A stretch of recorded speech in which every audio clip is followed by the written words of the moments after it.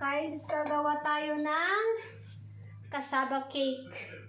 So, ang ingredient natin ay coconut milk. And ito toppings lang to. Dito na yan. Evaporada na gatas. And condensed. And eggs. Yung egg, dalawa lang gagawin natin. At saka itong cassava. And then, asukal. Kunting asukal lang o kaya kung ano, wag nang lagyan kasi ayaw ko ng matamis. So, yan. Tinanggalan ko na siya ng tubig. Yung ating cassava. Tinanggalan ko na to guys ng tubig. Pinagpigaan ko na. Ngayon, ihalo lang natin yung egg. Yung basag na itlog.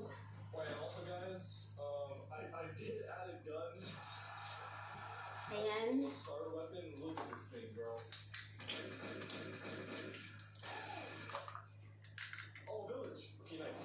Dalawang large na egg. And ito ibap to. Hindi ko na tinakal-takal, kinansya ko lang yan. And then ito. Guys, ayoko nang matamis. Kaya tinakal ko lang din yung ibap. Kaya ano, hindi ko na rin pala tinakal, kinansya-kansya ko lang. Ayoko kasi ng matamis. And milk, ito.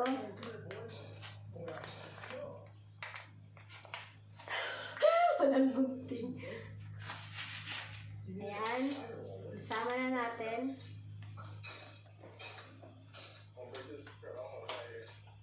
And syempre, halo-haloin.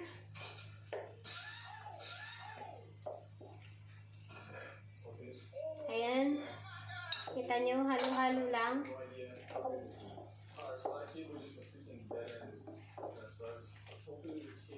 Wala pala akong ano.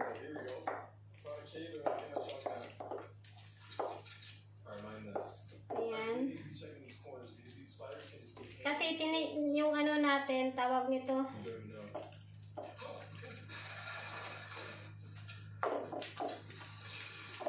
Kulang yung iba. Ubusin na natin tong gata.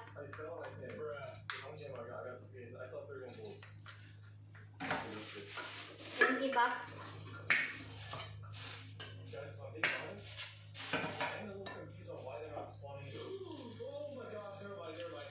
Halo-haluin lang para mag-combine yung ano, yung egg.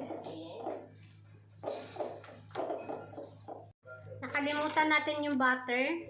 So, imi-melt pa natin to siya para ma-melted. So, guys, ito na yung butter natin. Pero mainit-init pa. Hintay muna natin maglamig. Kasi baka maluto yung egg.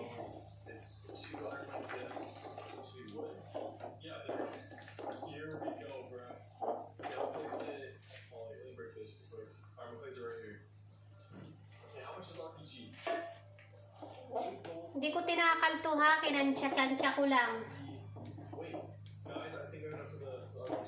Kansyahan lang to. Matamis siya. Ayoko ng sobrang tamis. Hindi ko na dinagdagan ng asukal. Kasi matamis na siya. Ilagay na natin yung butter. Ayan yung butter.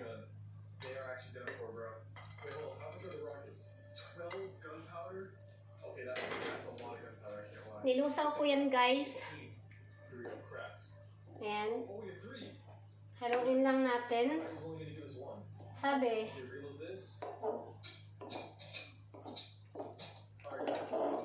Ayan.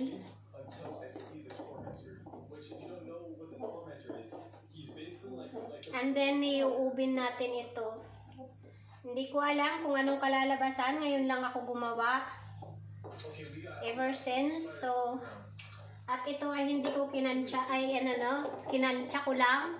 Ito hindi ko measurement, no? Kinansya ko lang lahat ng ingredients na nabili ko. Yan. So, tingnan nyo naman. Diba? Napakapino ng ating ano. 3 itlog pala ni gagay ko kasi marami yung kasaba natin. So, parang isang lata na rin nito kasi yung tira dito meron pa pala to.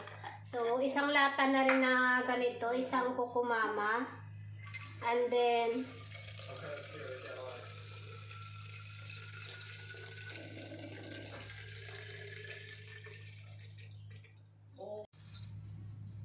so yung ube natin, pinainit ko na siya. Sinaksak ko na, inon ko na siya. So 130 ano niya temperature. So ito na yung ating ano pinaghalo-halong kasaba cake, 3 itlog, butter, melted butter, and evaporated milk and condensed. So yan, hindi na ako naglagay ng asukal. Kasi ayaw ko ng matamis. Yung milk na lang nakakala na ano kukunti. Ngayon, ilalagay natin siya dito. Ayan o. Oh. It's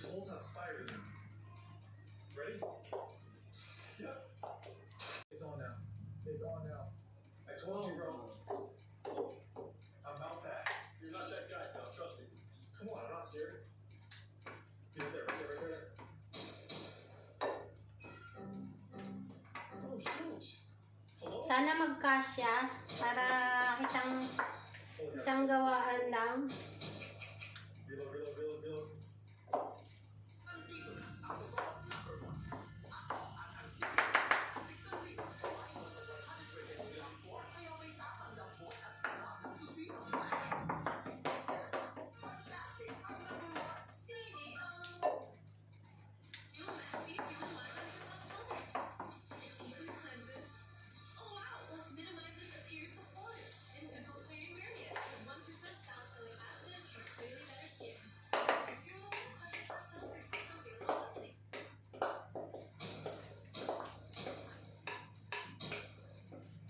He's gone. Where'd he go? Freaking bees? What the heck?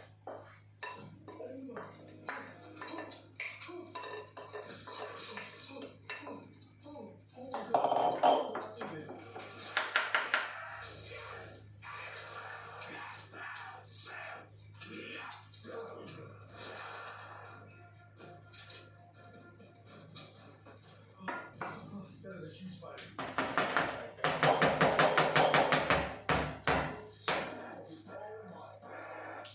I can see why it's called tan. And it's this guy, stay outside. So, ito na siya. Kita nyo? Reload, reload, reload, reload. Ilalagay na natin sa oven. My head. Uulan? Ulan nga eh. So yun guys, gagawa naman tayo ng toppings.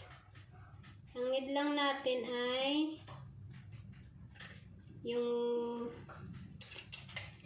ko alam paano kumuha ng ano. Yung yolk lang.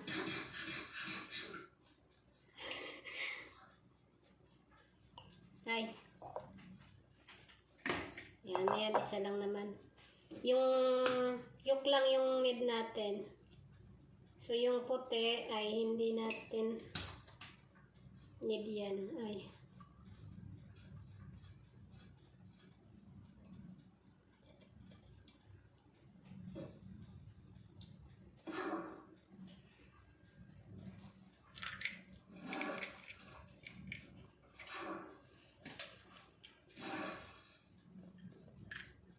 Ayan.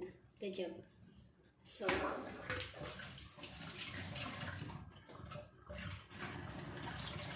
ilan ba yun?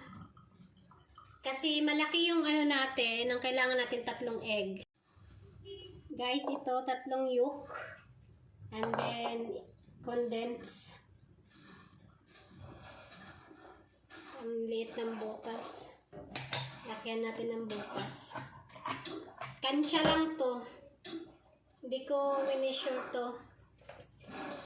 Kansya-kansya lang.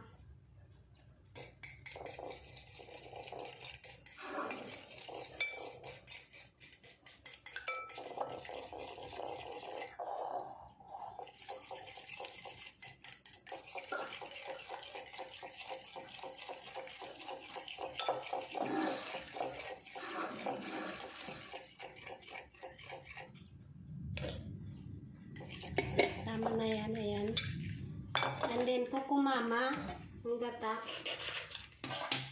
Kunti lang din. Huwag natin ubusin.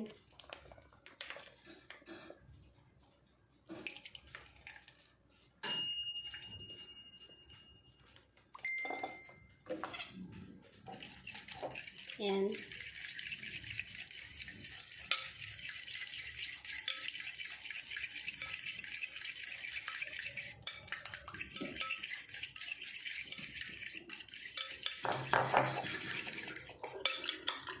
Bati-bati lang.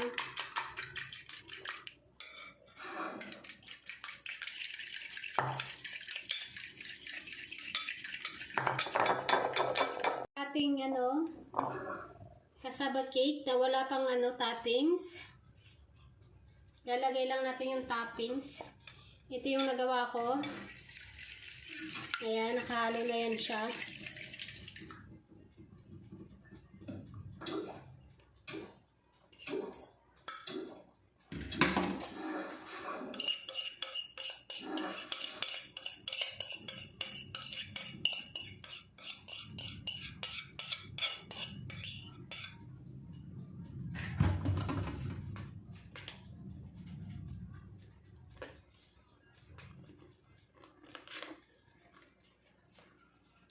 Yan. Mainit yan, guys.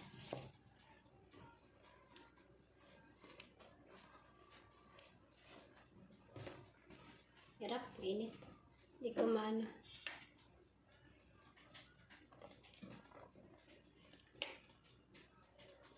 Then, of course, yung 8 cheese natin.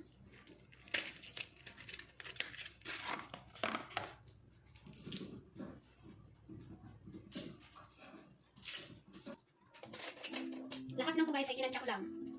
Puro kansya. Tapos, ibabalik natin to 15 to 20 minutes din natin lulutuin yung toppings.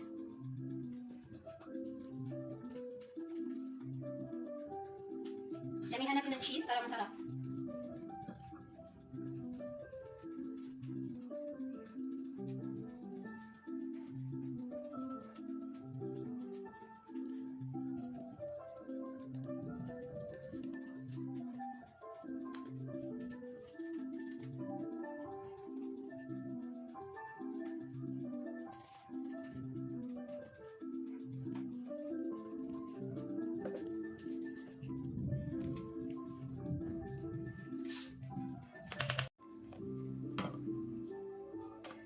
So, yan. Ito yung toppings. So, ibibake ulit natin.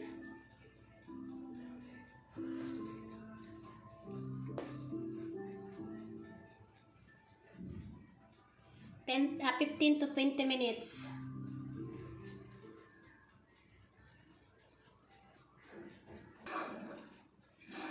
So, yun guys. Binalik ulit natin. So, ito na yung ating cassava cake. Ngayon, tingnan na natin kung ano ang hitsura. I mean, kung ano yung lasa. Diba? Kita nyo?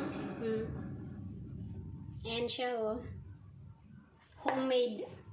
Parang nasunog ko yata. Ay, iwan ko. So, yan. Tingnan natin.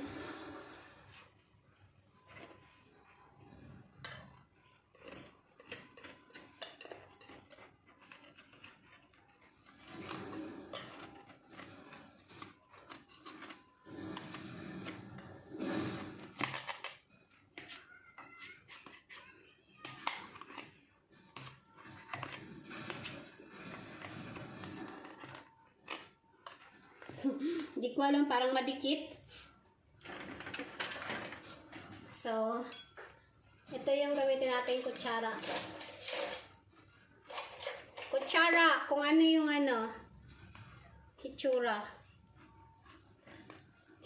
Nalagkit, mainit pa kasi. So, ayan siya. O, ayan. Siguro mamaya to pag pag lumamig na. Ayan. Yung gitna lang. Ayan. So, ito yung ilalim. Ayan, oh. Luto na naman siya, oh. Ito yung toppings niya. So ngayon, ay sorry. Yung camera ko nakayuko. So ngayon, tikman na natin. Init.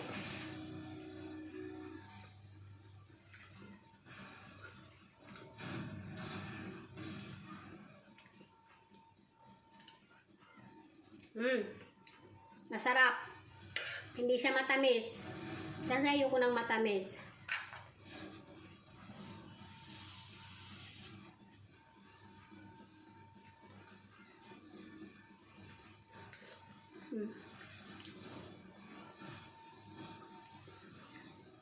So good combination siya sa toppings kasi yung toppings matamis and then maalat-alat tayo sa cheese.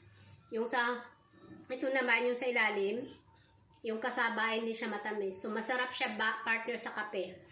Pag malamig na to siguro masarap pa to lalo. Hindi ah.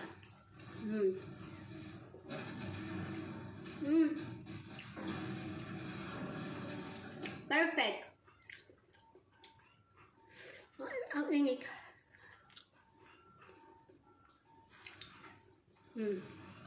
Sorry.